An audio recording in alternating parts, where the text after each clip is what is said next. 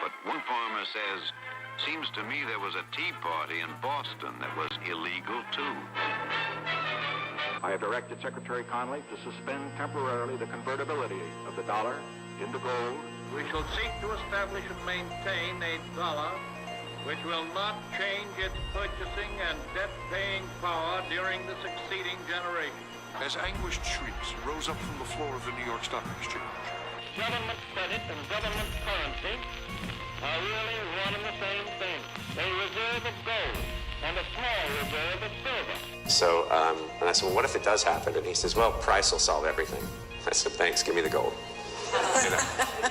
Why do central banks hold it? Well, it's a form of reserves. So why don't they hold diamonds? Well, it's tradition, long-term tradition. Well, some people still think it's money. Oh, good evening. Welcome back to the Junius Maltby Channel. Thanks for joining me. You are once again live for the extemporaneous ramblings of a madman. Broadcasting, as usual, live and unscripted here on the Junius Maltby Channel.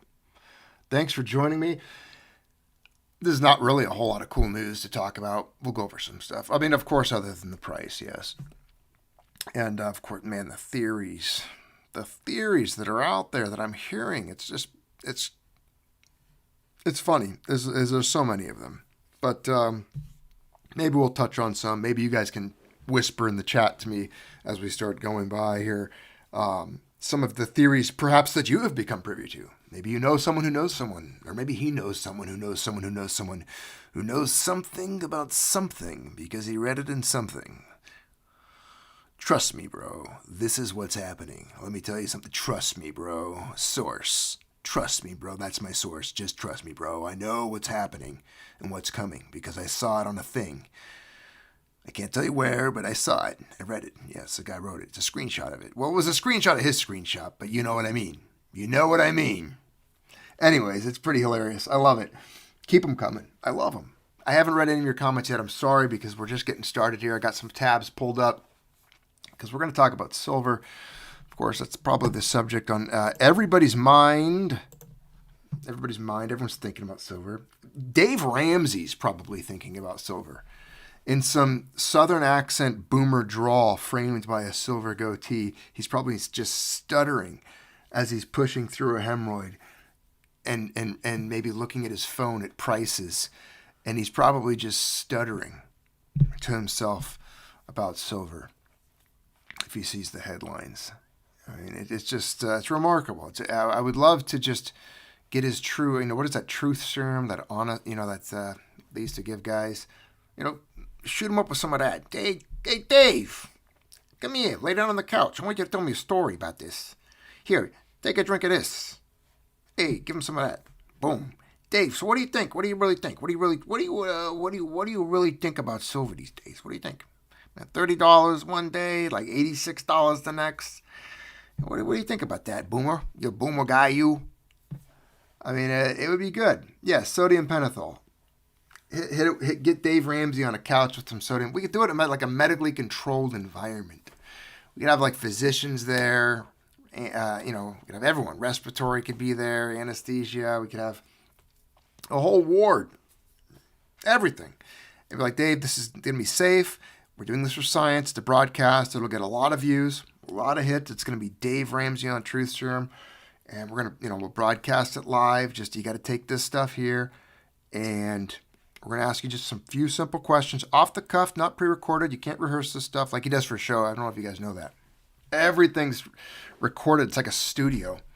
Like those callers are screened. They're called in like a year before. Then they call them back. And it's all set up. This is what we're going to talk about. These are the people we've selected. Dave knows the whole thing. It's all there. So don't think you're watching like some crazy insight like reality TV. Don't think you're going to get through.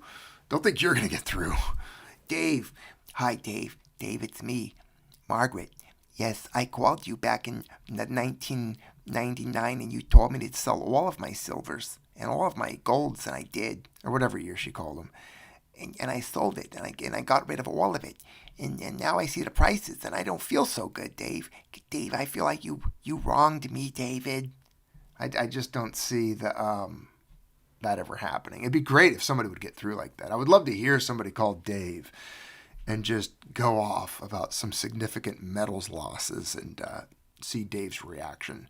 Dave, I put it in, whatever stupid thing, because then you know he probably has some bad picks out there you could nail. And it'd be great.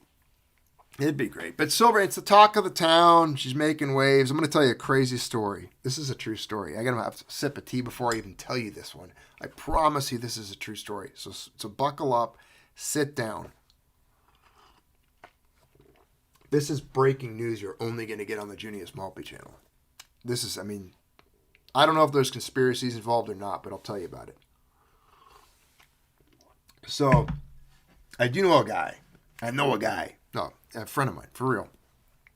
And you could call him like a brother-in-law, but a relation to him that's a dude through his significant other's family. They do like excavation work and demo work. They break stuff apart and do things and whatever. It's some like those guys that have like a side business. Nobody knows what they do. They're like on a side quest permanently. They own a piece of excavation equipment. It's on a big gooseneck trailer, and they just happen to survive. It's an incredible living made through just the labor of their hands, their work, and their skill, and the sweat of their brow. And they've got that little piece of investment capital, that backhoe, and it just works for them. They get work for it. So these guys are like that. They're guys like that. The cool guys. They can work on it, blindfolded. They can fix everything. So these kind of hillbilly guys, that's kind of like what they do. And they get hired. This is recently. They get hired to demo this like old dilapidated, probably, drug den house, whatever, an old house that was abandoned on a piece of property that some guy bought. Developer has money. He's like, we're gonna tear that piece of shit down and take it all to the dumps. I don't even want to look at it. Like, they need to get this stuff out of there. So these guys get hired, and they go over there with their machine, clink, clink, clink, clink, clink, and they're rattling down there, and they're pulling the bucket out and just trashing this place, and they're sorting through some of the refuse and garbage and debris and tossing it in a truck. And they end up finding, and he showed me photographs. I promise you, I saw these with my own eyes of this large box, fairly large. I got to say, it's got to be probably bigger than a shoebox, maybe like 12 or so inches wide by maybe 18 inches long, 10 or so inches deep, or bigger, a little bigger than that even. Fairly big and robust. The thing's full to the brim, and I mean to the top of Walking Liberty silver halves. Some of them stacked perfectly, like as if you had just removed the old paper bank wrapper that made a $10 roll, for 20 coin stack, just stacked. And the whole thing, they're just tipping over each other, dense, full. You're talking probably 300 Walking Liberty halves. They find this box. This is not bad. That's just part of the crazy part. I'll get to the chat in a minute, so bear with me, chat. They find this box. They don't have a clue. Think of where silver's at right now. It's the year 2126 Anno Domini, the year of our Lord, 2026. Like, we're out there. There's a lot of sci-fi movies and future movies that took place before the time we are in right now, like 2001 Space Odyssey, name it. I think the Jetsons was supposed to be like 1986 or something. Point is, we're pretty far out there. The news is breaking. Silver's exploding. It's all over the news. I don't know how you couldn't even have paid attention to it at any point in the last decade, but these guys don't even know what these are. These are like 30-year-old guys in the United States of America right now. No clue what they're looking at. They might as well have been denarii or drachmas. They just found these circular pieces of metal in this box that some ancient man had stowed away in a meth den somewhere. And it's, like 300 Walking Liberty halves. And they don't know what they are, but they knew that their buddy, this friend of mine, of course, is a friend of mine, knows about coins. And so they're like, hey, man, what are these, man? You like coin? You want them, dude? They're $50. That means they're worth 50 cents, man. at least. So, dude, if you give me face value for them, 50 cents, you can have the whole box, man. All of them. But you got to give me at least 50 cents each. This is a no BS story. And I was first in my head, I'm like, what is this? This never happens to me. This has never happened to me. That's never happened to me. Ever. Never would it. It's not even in the realm of this is how the universe. It's hilarious how this happens. It's comedy gold, perfectly real. And anyways, so they consult with him, and he's like, he consulted with me. He's like, oh, check these out. What do you think? Like, what do you think they're worth? And I'm like, first off, I got the story, and then I said, this is going to give you a little insight into old Junius's heart here. He told me about these guys, and he had the opportunity truly to buy these at 50 cents each. He didn't immediately, of course. And I think we discussed it, and the right thing is, truly the right thing to do is to tell these guys what they have. These guys are working hard working for a living. And, offer to help maybe broker the distribution of sell these, to give them a cut, maybe make 10% yourself, or if they offered it. But, try to get them the money and to say, hey, if you want to, I'd be happy to handle this transaction for you, but this is truly what these are worth. And, we could even sort through them and look for key dates and things that might have a higher numismatic value, because who knows, someone might have stuffed a 1928 or 1916 DRS or whatever in there that carries some value. And so that's actually the decision we got him to come to that. And I think that's a good idea. I think that's the right way. I think that's like the moral path to take in that, if that situation's presented. But yeah, maybe we can check them out, look at some of them. But I told them, those guys found it, man. They got blessed. Help them with what they're worth. Yeah, they might be a little slow. They might watch too much sports, and that's okay. They're just a little, simple-minded. That's okay. We got to take care of people like that. Just because someone's simple-minded doesn't mean you just take advantage of them. It's just not moral or ethical, right? So that's gonna. I think it's beautiful though. I wish I need to get a picture of and I actually want the picture. I just want the picture. Can I just have the picture of the coins? I'm gonna get that picture from them because it's a gorgeous photograph. It's like, wow. That's a lot of walking Liberty halves. I remember when those were, and that's the other thing I'll share with you. I shared with him I showed him what a tube, just a regular stack, a $10 banker stack of 20 silver walkers is. Do you guys remember, they used to be all over eBay for years. And I remember buying stacks of walking Liberties way back, the opportunity, and even, yes, getting some. They were like $75 to maybe $80.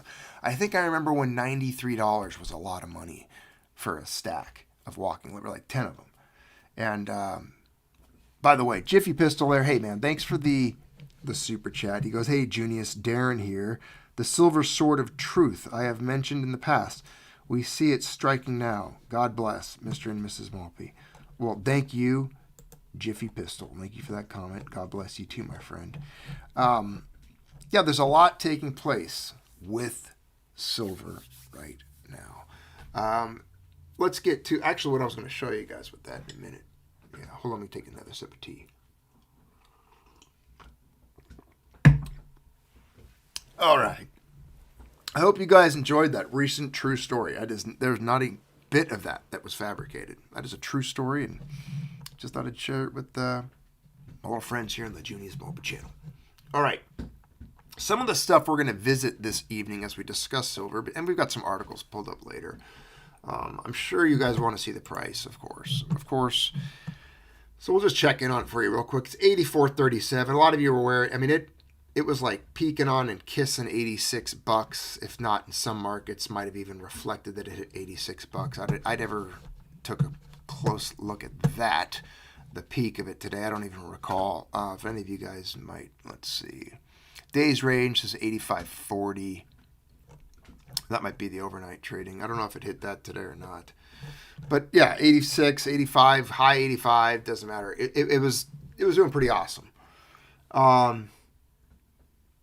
And I saw that some of you had been corresponding with me in the chat wall there of the channel, because I was trying to keep track of some of the price movements. It was surprising last night when it really popped, and then this morning it again a second time, almost all of the sell pressure being absorbed somewhat immediately in that huge recovery from last week. You know, when they tried to sell it off, knock it into the 70s again, and I mean, it really did essentially get gobbled up. Someone's doing the gobbling. I don't know. It's not me. Whoever's pushing and moving and taking that much silver at that price, I mean, you have to realize at the edge of it, every one of these transactions is a buyer and a seller, right? So whoever's stepping up and putting up enough to buy silver, large contracts of silver at $80, $82, $83, $84, $85, these people, they might know something's up. I mean, think about it. That's not just it's FOMO. I mean, these guys are jumping in at these levels. I mean, you guys were gobbling up silver back in the 20s. Some of you the teens. Some of you earlier than that. Some of you were raiding silver at $20 like it was going out of style. And these guys are all in, buying. Each one of these contracts is thousands of ounces, and they're jumping in at 80. Pretty crazy movement, if you think of it that way. Think of that. There's guys buying contracts, huge contracts, thousands of ounces at $84, $85, buying your entire position. Pretty remarkable. Now check this out. You guys might recall this visual. This is a video from the early days, going back hundreds of years in the Junius Maltby Channel. It really does. This goes back to the early days when I'd have to screenshot these and pre-record them. But I got it up here on the live. This is from demonocracy.info, famous visuals site that they've put out. They used to put out some really cool material. I haven't checked to see what they've done recently. But this one they did which will eventually take us to all of the silver mined in history, how much has been destroyed. A little dated. I think it's from 2016. I mean, check this out. The price is, when this was made, silver was hovering around $30 an ounce. Just to give you an idea. So the prices on here will not reflect what you think when it comes to the visual of the silver. Again, at this time when this was made, silver was only $30 per ounce. But it doesn't change the size in comparison to other things. And you can scroll through. It just gives you a perspective here of different silver bars. 15 kilogram bar of silver there, 5 kilo bar there. So you can see the size comparison. There's a 1 kilo bar. And it starts to show you, what a ton of silver looks like. We'll keep going. What 1,000 tons and 100 tons, or a 10-ton cube would look like standing next to you, right? Then the owners, I'm showing that. Okay, now you get to this, the silver reserves and tonnage. That's giving you a bullion bar, a dense cube size, telling you, U.S. mining. Silver ETFs over here, which is like 9,185 tons. Private bullion. Again, this is back in, I believe, maybe 2016-17, this visual was made. So obviously some of these numbers could change. But this was the one I wanted to get to here. Just check it out. Silver currently in existence. All of it right there. And then that's the silver that was lost through history, though. A lot, almost very comparable in size of square. There's all the gold ever mined in history in that cube back there. Gives just a size comparison there. Now, why is that important? Because we're going to look at some of the expansion rate or mine production rates. We're going to look at some deficit stuff tonight. Just interesting perspectives. I wanted to pose a question to AI earlier, and I don't know if it's still pulled up. I hope so. We'll see. I think I did have. I think I do have it up on the deficits and how much silver is consumed every year. We've talked about these numbers before. They do change, so we'll find the updated data on that. But sometimes those numbers are debatable. Depends who you ask. But it's going to be important because I think it's going to help clue us in on maybe some of the reason we're seeing silver move the way it is, and it just took some time for the truth and reality to kind of dawn on everyone, for it to kind of be like, this is a data point we should pay attention to. Something's off. You know, when Michael Burry was like staring at numbers in The Big Short, squinting his eyes and putting his glasses on, scrolling by on a computer screen. When he starts figuring it out, autistically realizing that something's up, something's amiss. And that's kind of like you guys, looking at these numbers, crunching through this stuff. It's like we're a bunch of little autistic guys that just noticed something was off in the matrix here. We noticed a glitch. And I think that glitch is the available silver on Earth, the amount consumed every year, and the deficit in between. Among other reasons. This isn't the only reason. I'm not saying that. But I'm not going to memorize these numbers either, by the way. So take it for what it is. Here's all the silver in existence. Here's all the silver that was lost. They're roughly the same amount. There's about 777,000 tons left available on Earth currently. Now here we go. This is the answer to the question that I posed earlier, and I just wanted to show you guys. So,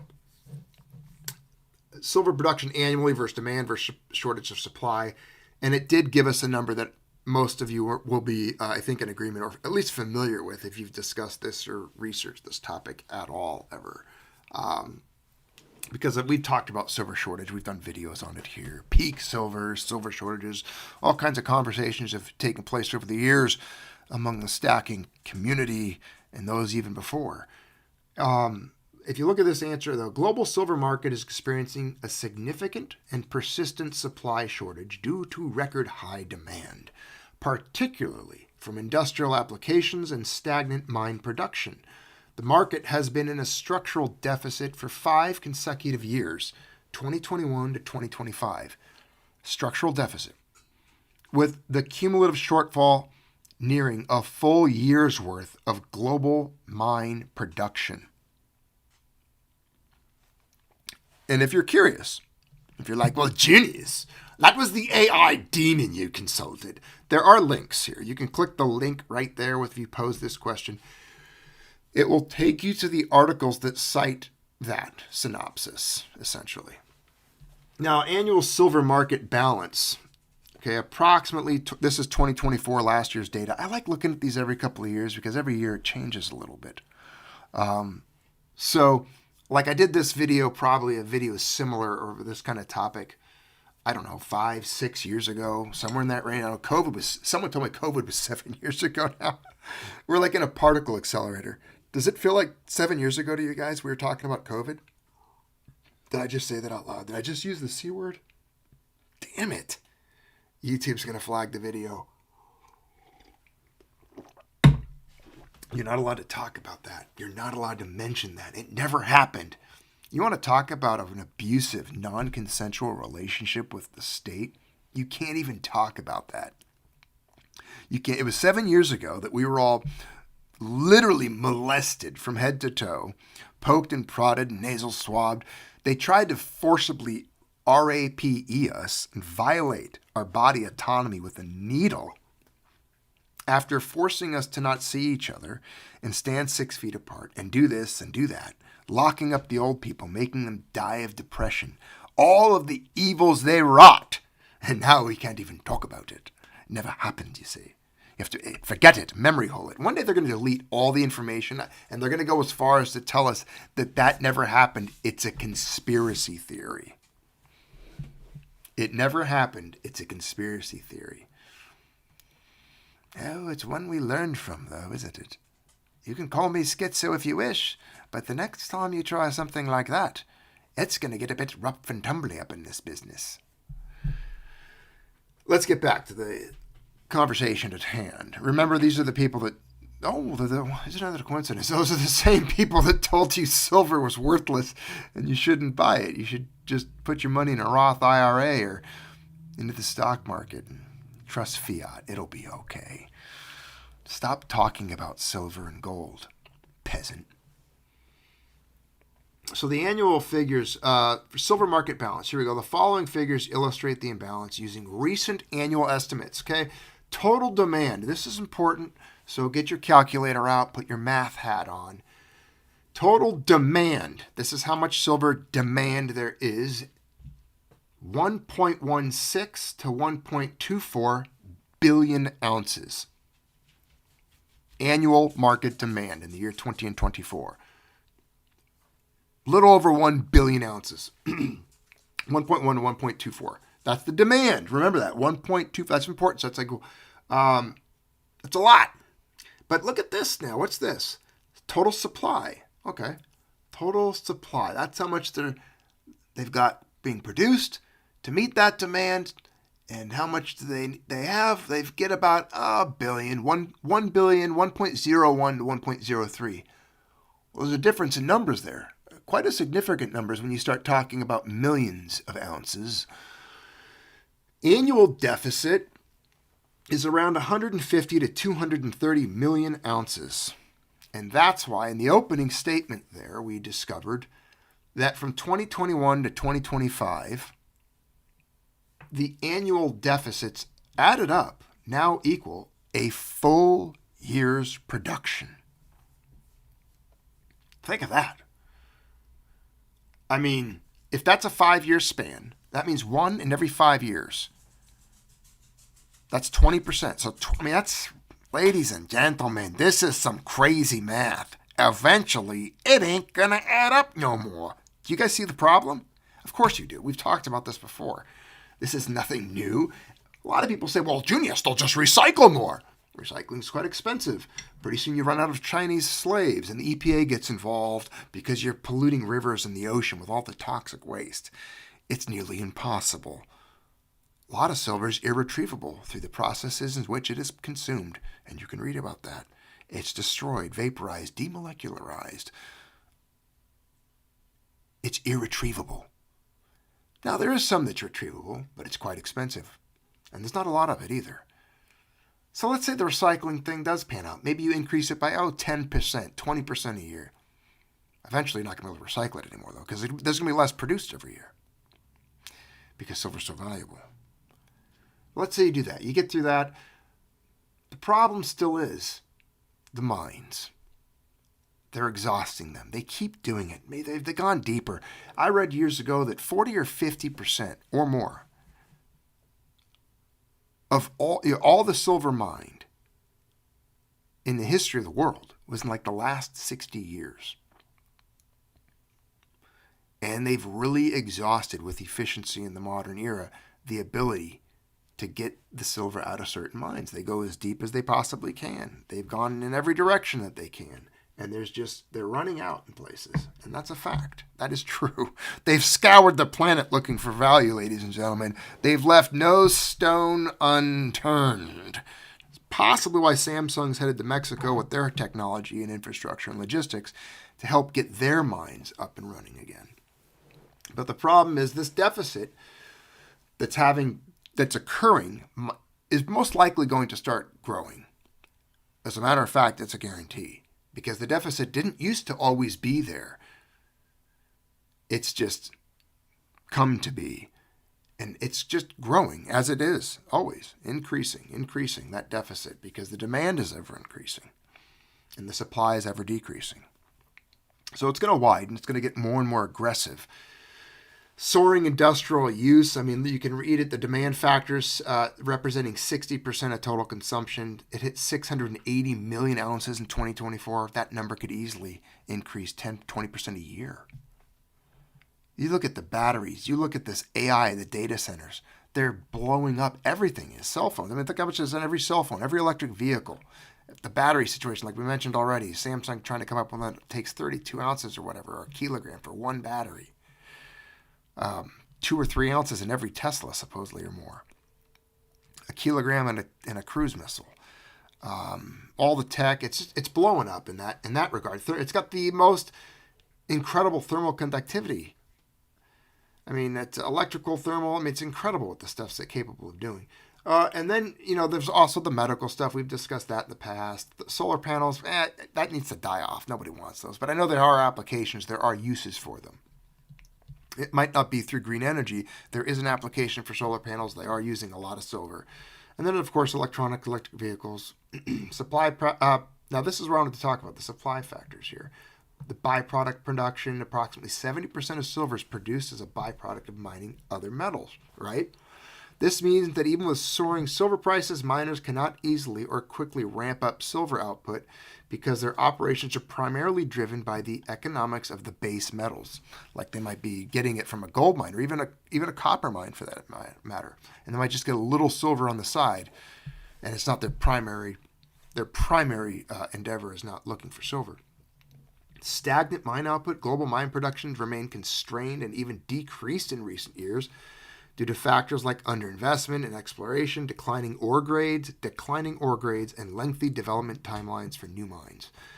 And of course, limited recycling, around 180 million ounces annually, remain relatively stagnant and cannot bridge the growing gap alone. That's the big thing there. The recycling just can't do it. It can't bear that burden. It's not going to.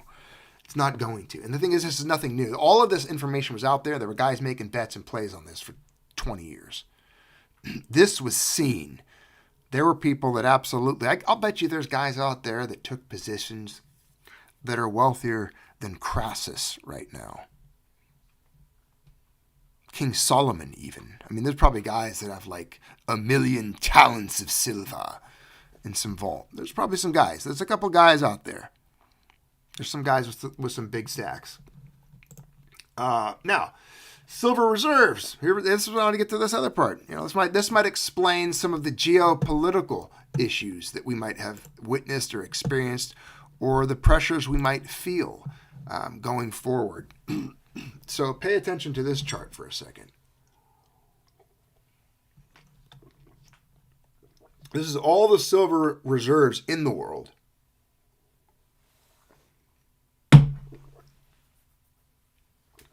That mint tea, Mrs. Maltby, pardon me, I got to tell you guys, Mrs. Maltby found, people search high and low for things, and every once in a while you find something quality, you get it, right? You buy once, cry once, you suck it up.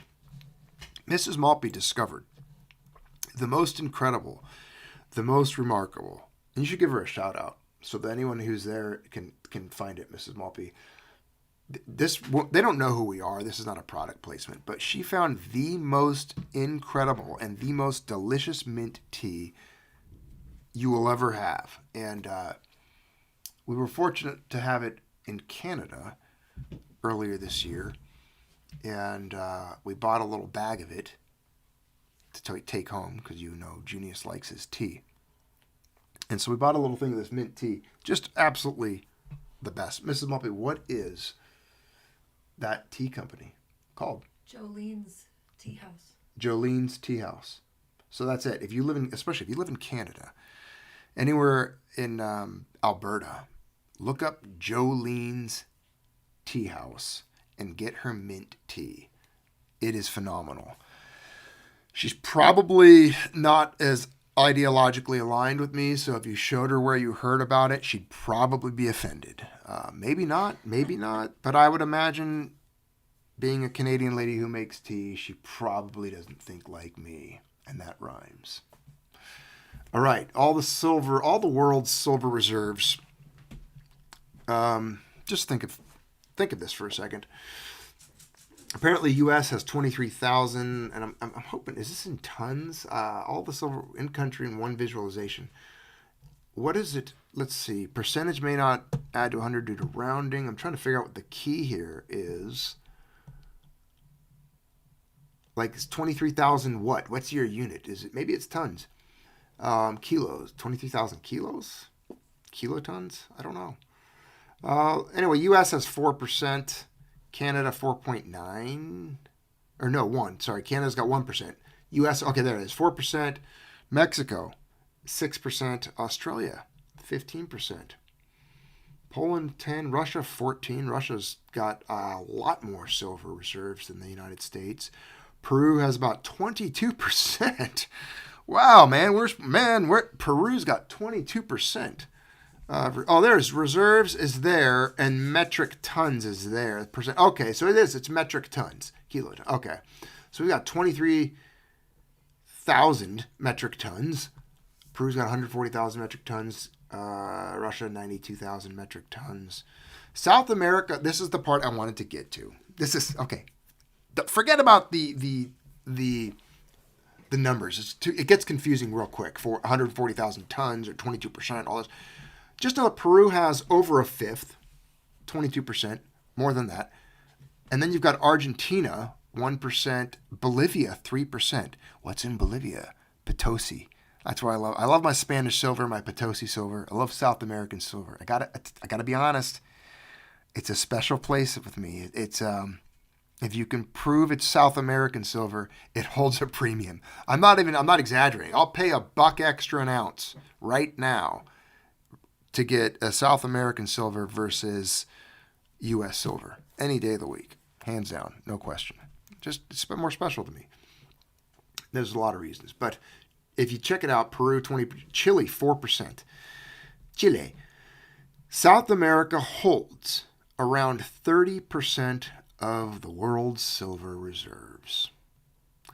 Potosi mine in Bolivia. Bolivia is not a big country either. 3% of this. I mean, that's huge. I mean, so that means Bolivia has 3 times the silver as Canada. Argentina and Canada have the same amount of silver. Looks like Argentina actually has more. Yeah. Peru, 22 times the amount of silver as Canada. And the U.S. isn't doing so hot either, man. And we're a little aggro out there on the world stage. You got to be honest. We got 4%. It's not a lot. 23,000. I mean, 4%. You know, Peru's got more than 5 times the silver the U.S. has. Bolivia is almost a peer-to-peer with a smaller country. Chile, pretty much like the U.S. So, I mean, 30% of the silver being down there in South America. China's not doing so hot. I mean, they got 11%. So you got the big boys on the block, and you got this little area over here with happy brown people. Just happy, beautiful brown people that really don't do a whole lot of bad anywhere. I've never heard of the last time Peru ever preemptively invaded a nation or bombed into their country, or Bolivia, even for that matter. I mean, they've got their issues, right? They got their problems. I'm not giving them a pass. But hey, you know what? Let them. They don't bother me none. Argentina is great, you know. Mrs. Maltby has an affinity for Argentina. That's a given. Right? See, Mrs. Maltby? Well, yeah. I mean, my family is from there. Yeah, being her family's from there. So that's this is a pie chart worth noting, and download it. Take a snapshot. I don't see Israel on the map. I guess maybe they don't have any silver there, but that's hilarious. Keep this in your head because it's going to probably dictate things going forward, being that it's a very strategic metal, very critical metal. It's part of strategic stockpiles. It's very important for now. I mean, they have literally said this is a national security thing, silver. Elon Musk has talked about it.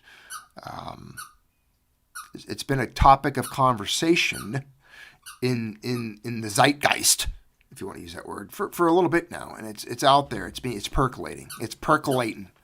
And that's the dog playing with a little squeaky tennis ball. So that's something to note, something to keep in mind. Over there. Now, there was another piece here. Oh, yeah. Top silver producers. Worth looking at in this discussion. Mexico. I want you to just take a look. Can you guys see that? Let me get it a little bigger for you. I don't know if you can see it or not. Because we're going to look at silver producers right now, where a lot of the silver be coming from, y'all. So you got Mexico leading global production, despite having only 6% of the world's reserves. I mean, just a powerhouse at getting the silver out of the ground. China, right behind them, they just banned export. Did you guys know that? This chart was made long before that broke the news, but that silver is not leaving China. So when you see this map and these graphs here, that silver stays there now. Annie, do you want to throw your ball in another room? Because I don't think everyone wants to hear it. I don't think everyone wants to hear the squeaky ball. So here, give it to me. Get your ball. Get out of the room. Go get something else. Go get a non-squeaky chew toy. Well, I had to take her Gumby away because she's gutting it. Well, she's disrupting the program. Annie, go do something useful. She's a cute dog with her little shuffle peats. All right. China's silver's not leaving China. It stays there now. So you can count those 3,300 kilotons or whatever, metric tons, out. All right. You've got Bolivia cranking it out, Poland, like we read earlier, Russia, and the U.S. is just middle, I mean, mediocre at best, right? It's like everything else the U.S. does, just average right now, average, middle of the pack, not really exceeding too well, kind of a C- student, joking around, not really taking class too seriously, just relies on his brute force to kind of just stumble through the playground life and socialization. Again, Argentina's on there, but big thing here is there's a lot of silver coming out of South America, Mexico. It's funny, there's a little bit of aggression coming out, I'm noticing something in the tone, like the way that he talks about Mexico, He said, you got to get your stuff in line, S.A. Don't come down there, we'll line you out, S.A. You got to get yourself in order, okay? You told me to come over there. I'll cut you, man. I'll cut you, S.A. Who you think you are, man? You don't talk to me like that, S.A. So the U.S. and, Mexico, they're put their little cockroach killer boots on and they're dancing. So we'll see what happens. I mean, it wouldn't be a difficult military operation. I can guarantee you that. I'm not promoting empire here, by the way. I'm just a citizen of it. It would make sense, though. A lot of posturing lately, a lot of aggregate, a lot of moving parts here. You're seeing, I'm just seeing things in the news that don't look like the world stage I grew up in, or that I even pictured existing at this time. There's a lot of maneuvering taking place, and I think a lot of it does have to do with these natural resources, especially one that's as key as silver. I'm not saying it's the only reason. Junius said that the whole reason that guy's doing that is because of Junius. Shut the hell up. But it can contribute to it.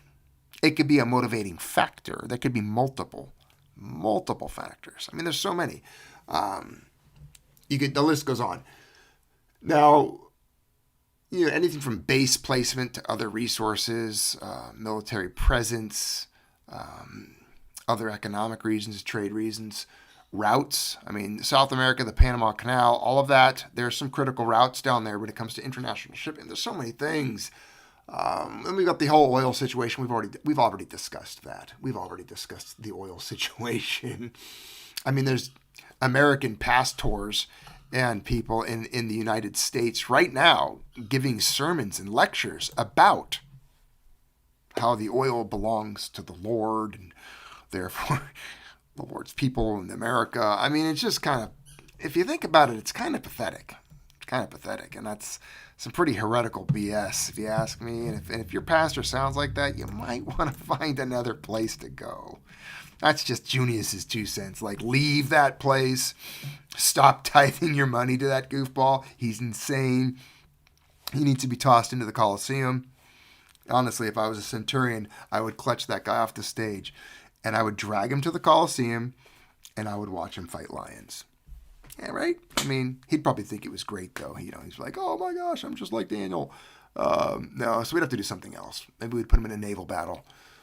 I'm not gonna cater to him with his lions. We'll put him in a Coliseum filled with water. We'll have the triremes out there, swords, spears. We'll even give him a weapon. He can have a weapon. He can fight for it. He can do it. We'll give him his best shot. He can have his best shot. He can have a gladius, a shield, a helmet, some good old gladiator combat. No, that's what happens to heretics in the ethno-state. They go into the Colosseum for the entertainment of the masses. See, not all empire is bad. Remember that. Sometimes there's some cool things you can do if you execute it properly.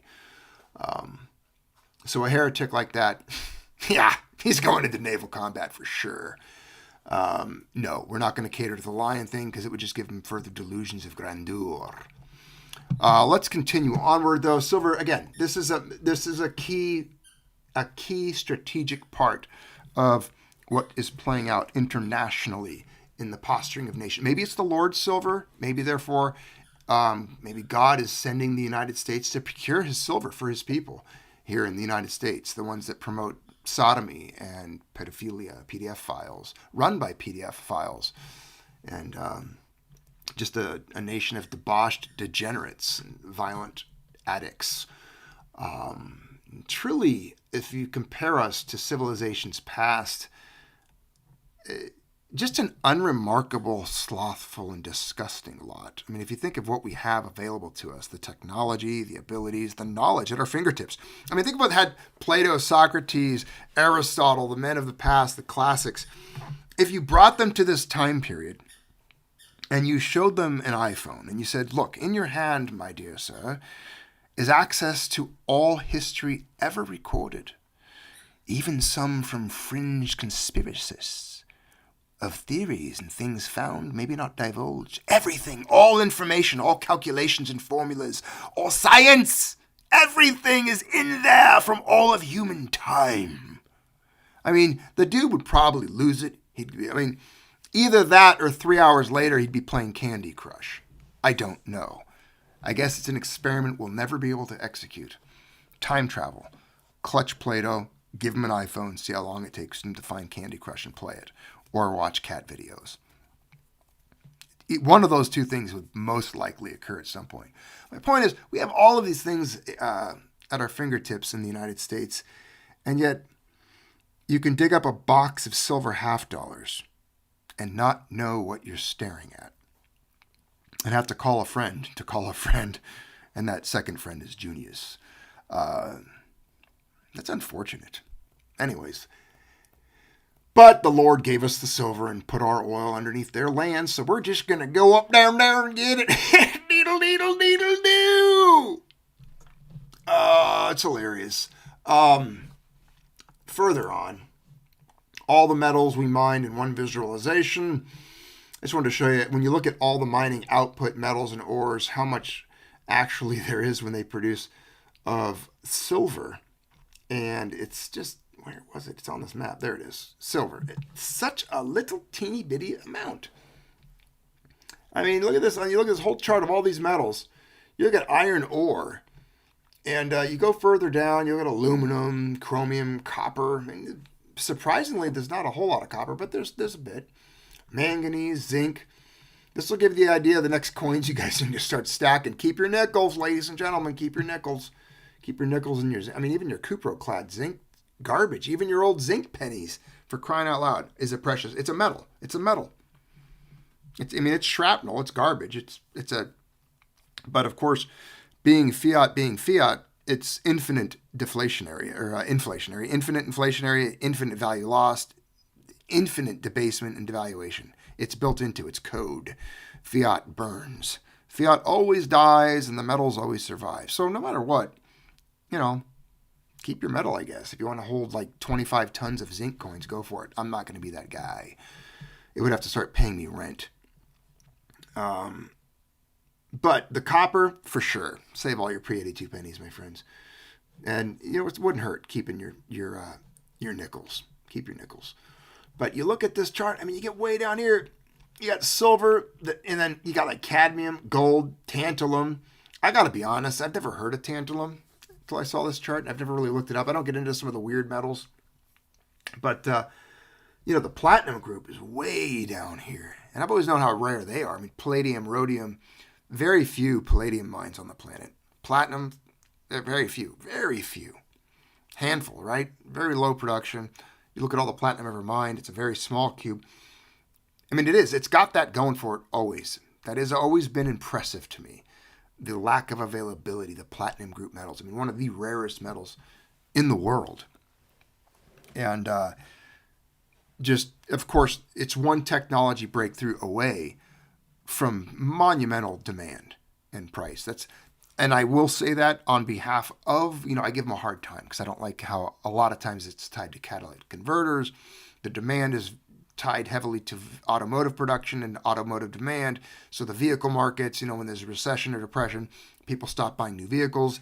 New vehicle production stops, halts, or slows down, and then the demand for platinum group metals goes down, and then the price drops. So, however, there is discussions and breakthroughs and discussions on like things. They keep killing the scientists that find it, cold fusion or the fusion energy production, right? Like this infinite clean energy that would make energy essentially free for all people. It would only make sense that guys like that are like, I'm on the verge. Quick, hide this thumb drive. What did he do? Well, he was suicidal. He shot himself. He hit the self-delete button in his apartment 8 times. Well, he kept missing, I think. I don't know. The FBI has it cordoned off. Nobody can go in there. Don't look at him. And then, they keep getting scrubbed from the news every time. But whatever. I mean, that's just a conspiracy theory. They would never do that. These people are moral, ethical. They're not PDF files. And they don't have a grip on major energy and oil production and geopolitics and resource procurement. And there's not a lot of like military-industrial complex wealth or contractors or politicians that make $100,000 a year that leave Congress worth $44 billion. There's not a whole lot of them out there that would have it in their vested interest to halt any leap in cold fusion. So I'm not worried about cold fusion taking place anytime soon. However, one of the metals tied to that, to get down to it, is palladium, cold fusion. That's from what I understand anyway. Again, I have a limited knowledge and I'm not the most capable at following cold fusion. I don't know where to begin with radioactivity and those things. I wouldn't want to, believe me. I've read enough on the medical side of radiation exposure, but like the guy, what is the guy? You guys might know this trivia. And for those in the chat, if you want to read something absolutely petrifying, and I'm not saying this is cold fusion. It's not. It has nothing, but it is on the topic of radiation and dealing with these weird breakthroughs in technology. The guy that got the flash he's like the first radiation death. His name escapes me.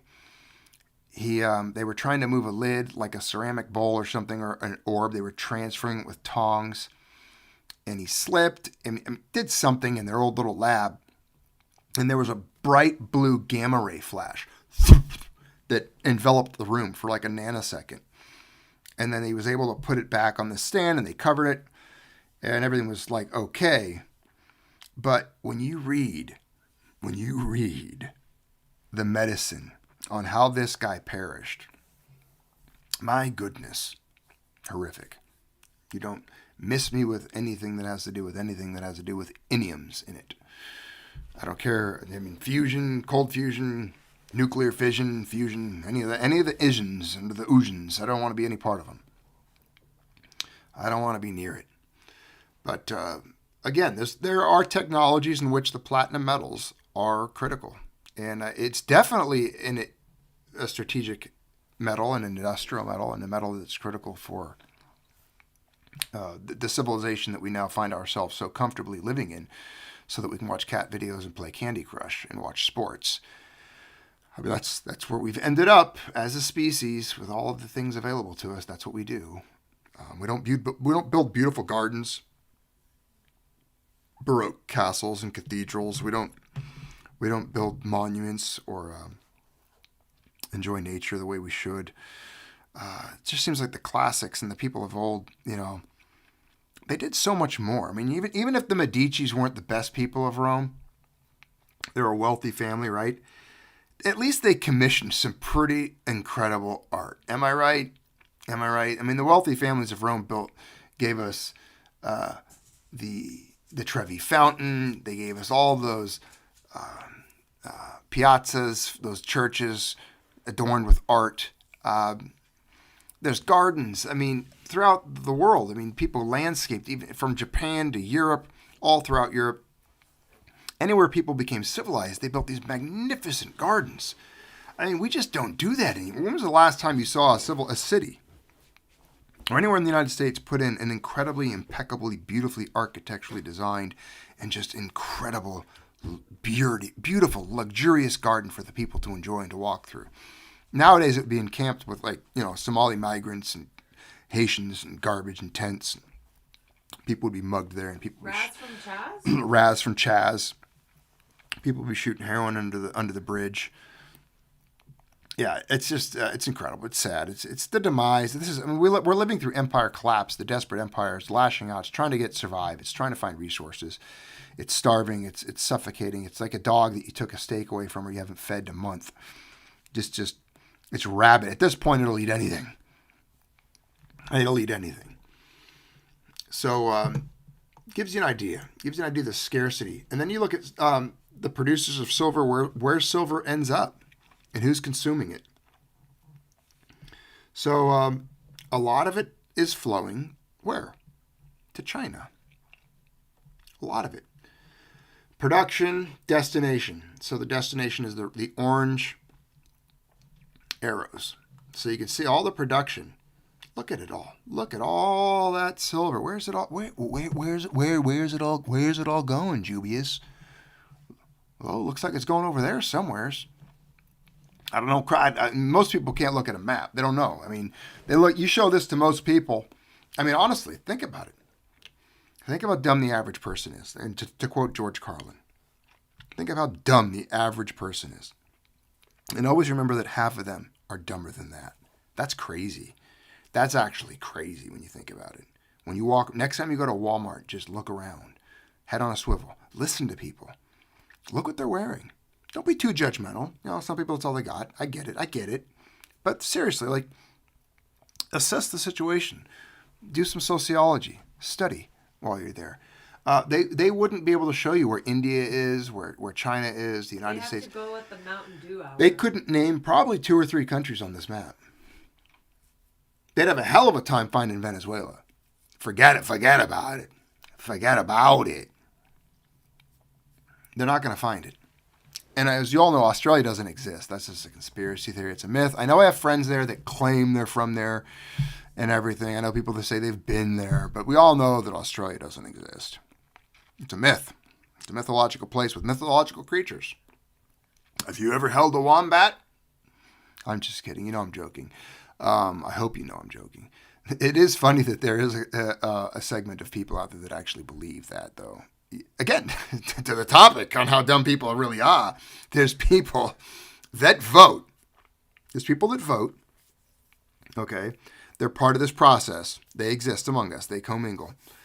We share air, we cohabitate, or whatever. We don't cohabitate, but if we occupy the same Walmart occasionally when we're looking for something, or just there for an experiment. There's people that believe that Australia does not exist. It's true. Look it up. So I would seldom think that they would have any comprehension of what we're discussing at this point in time. Silver flowing over here, how much is produced, how much exists, the deficit of silver. I'm not saying we're better than them at all, but they're probably happier. As a matter of fact, I can almost guarantee they're definitely happier. And maybe that's where it is. Maybe ignorance is bliss. Maybe it's cool to be that way. I mean, you just kind of live through life, watch your football on Sunday night, drink a 6-pack of Mountain Dew or Miller, whatever, eat your Doritos, watch Dancing with the Stars, flip through People magazine. Watch them all turn gay in Stranger Things. Yeah, watch people turn gay in Stranger Things and just, talk about that. But, who cares where China is or Venezuela or how much silver? Come on now, dude. I mean, I can't care about that. Catch the game last night? I don't. I mean, it doesn't matter. Does it really matter? Probably. There's going to be decisions that are made on this. I mean, their kid will probably end up dying in a jungle somewhere, like in Platoon. Just because for freedom, of course. You got to spread democracy to these places. They don't have. I mean, come on now.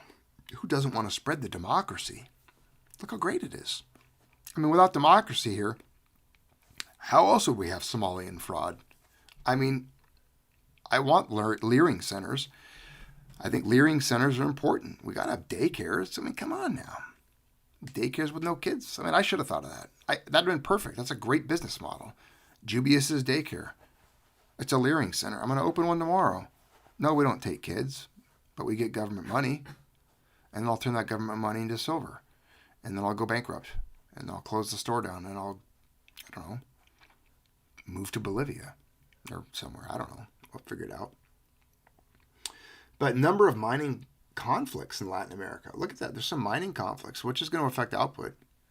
Concentrated silver production in South Central America puts it at risk of disruptions that can rattle entire industries. So imagine wars or conflicts down there. They'd have to protect the mines. I'm sure they'd put troops on them. Here, guys, surround this and protect this silver mining facility. Remember, you're doing this for freedom and democracy. Okay, the people. Oh, actually, would it probably be Brock? Would it be on this unit? Yeah, we're going down there. We're going to secure this mine site. It's down there at on the outskirts of a jungle topography, the country of Bolivia. We've got a lot of rebel insurgents out there. They think this mine happens to belong to them and their people. We're going to go down there and show them what freedom and democracy is all about. We're going to spray them right in the face, T-zone them, put them down, turn them off like a light switch. We're going to stack bodies like cordwood. All right? I want you guys to get as much body. You're going to kill more people than cholera. All right? When we get in there, we're going to wipe them out. All right? We're going to win hearts and minds while we're doing it, of course. But they got to get some freedom. They're going to get a dose of the eagle. So that's where they're at. They're going to go down there. We're going to secure it. We'll surround these mines in Chile, in Mexico, in Peru, Argentina, Brazil, Colombia, Guatemala, Bolivia, Ecuador, and Panama. And we can't let the Chinese get all that silver. I mean, come on. Who wants it to go? This is for freedom. We're fighting communism. If we don't stop it here, it's going to keep going. All right? All right? Think back to the Vietnam War. All right? We stopped it, butt cold, right there. Or did we? We didn't. No, we didn't. Okay, think about Korea. Boom. We stopped. We left there, but we kind of stayed a little bit. We got a line. That's that 38th parallel. It's a border. We kept them. We got at least like 10 feet of freedom out of that deal. And all these guys die. And so these guys walking through Walmart, that's where their kids are going to freeze to death at the Chosen Reservoir for freedom, oil, silver or gold. I don't know. For freedom, for democracy, to prevent communism. He'll freeze to death on the banks of the Chosen. It's pretty horrific. And, war is a racket. Smedley Butler talked all about it. It's never about freedom and democracy. It never has been. And the funny thing is, so many people, they keep falling into that myth and and thinking that it is. And it's unfortunate. I can't imagine. But again, mythology and living in a myth, living in a matrix, not waking up to reality and the truth of what everything really is, it's comforting in a way. And it keeps you, I guess, happy and dumb. And for some people, that's okay. For me, it just never has been. Once you turn it on, you can't turn it off. Nothing turns it off! What movie is that from? You don't just turn it off! It was your war, not mine! You don't just turn it off! You got it. It is. It's Rambo. First Blood, the end. It's the best. It's one of the greatest movies ever made. No. Yes, it is. I'm going to watch it again. You made me watch that like 2 years ago. You don't just turn it off. And you paused it and did that. It is. It's first. It's the best. Colonel Troutman is a rad dude. He's not like your Brovet. Like, why can't we have Colonel Troutmans today? Think of that guy. Think of the character Troutman. Carried in 1911. That beret, the way he would eat things that make a billy goat puke. Hope he brought some body bags. Yeah. I trained him. When in doubt, kill. He's the best. It's a great movie. All right, Root Dog, thanks for the super chat. And just like that, I can't afford silver with my bountiful salary. Bring me the gun of Rambo. I want the gun of Rambo. I want the M60. The gun of Rambo. Bring me the gun of Rambo. If I ever have enough silver, maybe one day I would actually say that to somebody. I will give you silver, but I want you to bring me the gun of Rambo. Nevada, the silver state. Yep, there is a lot of silver in Nevada. I'm sure that Nevada, they should start, I could see Nevada's economy picking up a little bit. They lift some EPA restrictions. Nevada's good for two things: silver and testing nukes. But yeah, a lot of silver comes out of Nevada. Some out of Colorado too. Pikes Peak region. There used to be a ton of silver there. The Pikes Peak lode.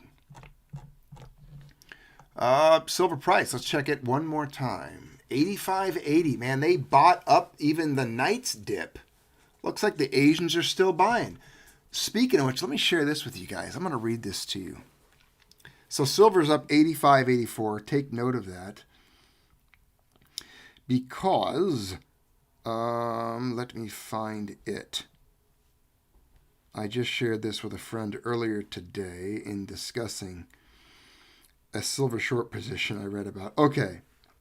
Oh, yeah. So do you guys remember that TDS bank that took a hit from shorting silver? They took a big hit. They were in the news. They lost a measurable sum. And this was on Kitco. The same bank that took the hit, that shorting silver, big hit. And you can look this article up. I'll just read you the highlights of it real quick here. And again, Max Cactus, thanks for the super chat. He goes, no need to read. I just did. Just donating to build Mrs. Maltby Back Better Fund. She's actually doing PT as we speak. She's on the floor with a little workout mat. So you are building her back because she has to go to PT. And because her insurance changed recently, her PT costs have actually increased, believe it or not. So thank you, sir. Thank you. You are indeed building back Mrs. Maltby, if only you knew.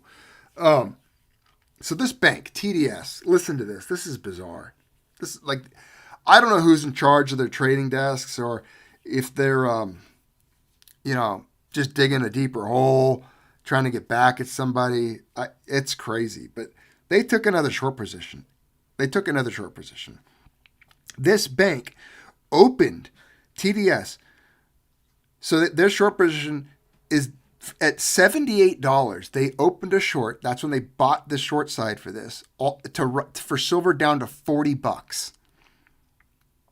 They have a stop loss at 92, which means if silver keeps gaining or gains past their 78, which it has by a lot. So these dudes are sweating buckets now. They're pissed.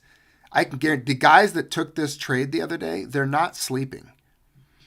You're ruining a banker's day, literally. This is MBJA alert.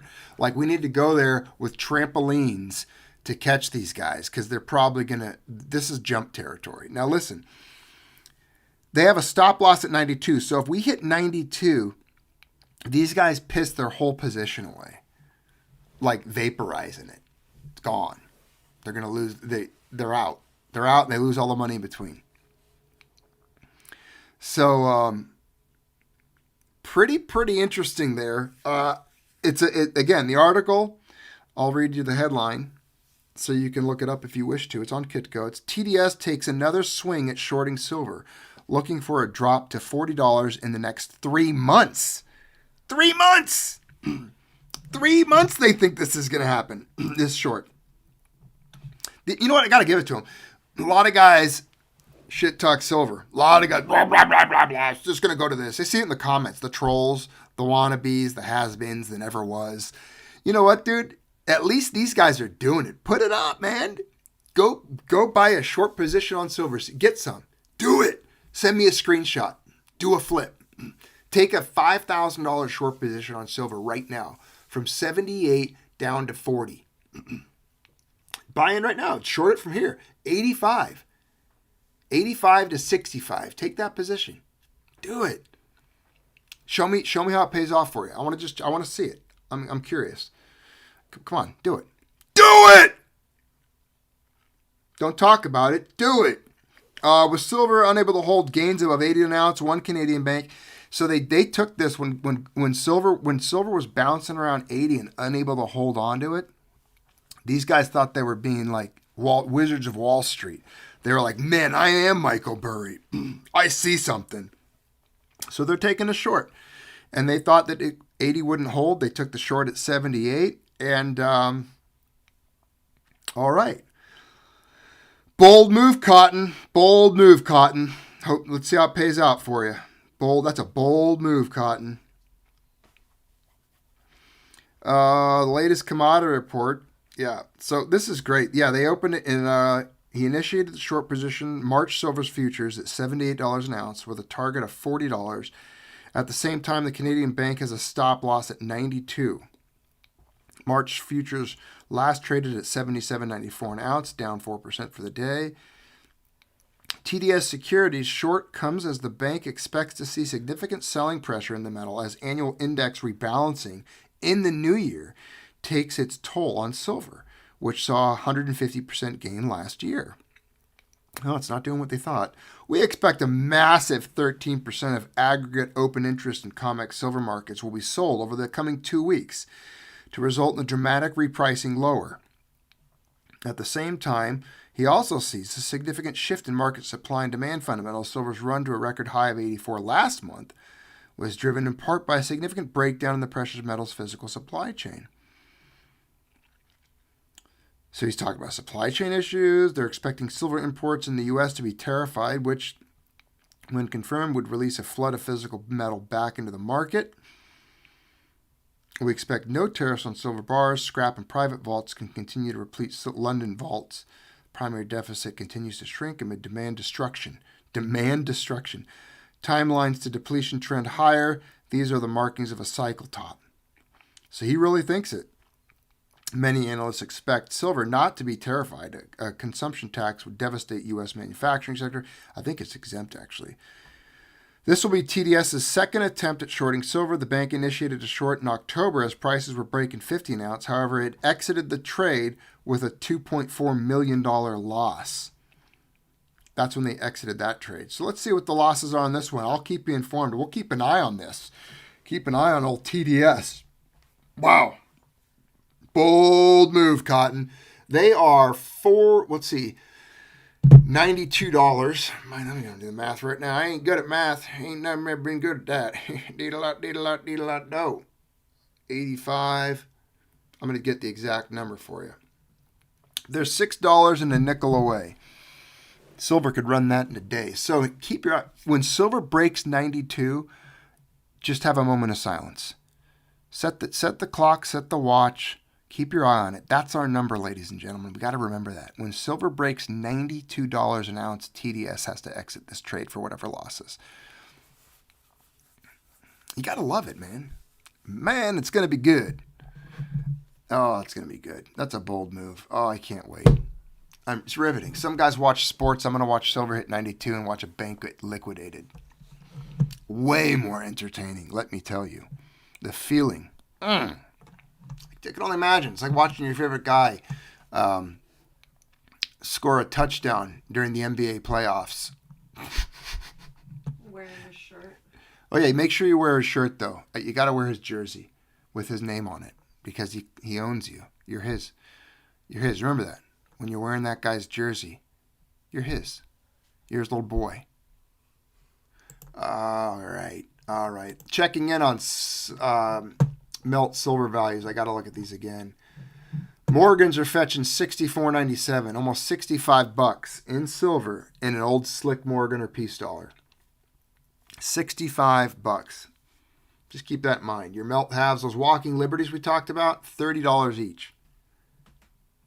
Guy found a box full of them. $30.86, or 38 cents, sorry. $30.386, decimal 386. So yeah, about $30.40 you could say roughly. Pretty remarkable.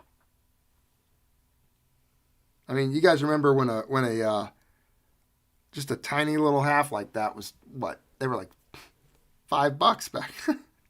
They were nothing. I used to get those as change. I mean, I'd buy some metal and then I'd throw some change at getting a couple walking liberties. Just because they were such a beautiful coin. Everything about it, the reverse, the obverse, it truly is a remarkable and beautiful coin. One of the most beautiful coins in American history, truly. The Morgan's hideous, honestly. I mean, it's just to me, it's an ugly coin. The walking liberty's gorgeous. The standing liberty quarter is okay.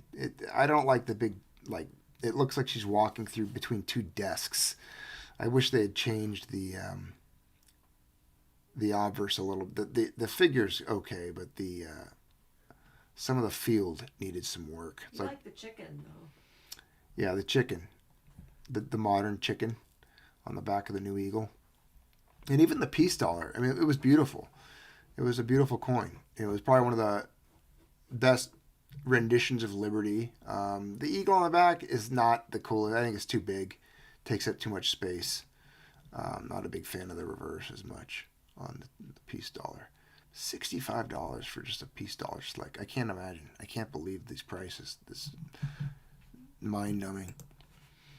Okay, so again, on some news recently, unusual COMEX trend could signal accelerating silver squeeze. So these guys, January 12th, this is new news, and they think it's looking pretty.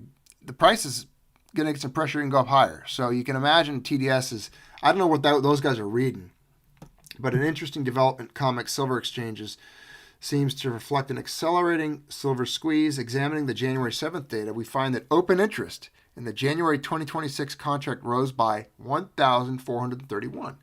It appears we're reaching a point where those with long positions don't want to wait too far into the future to take possession of the physical metal they may want or need.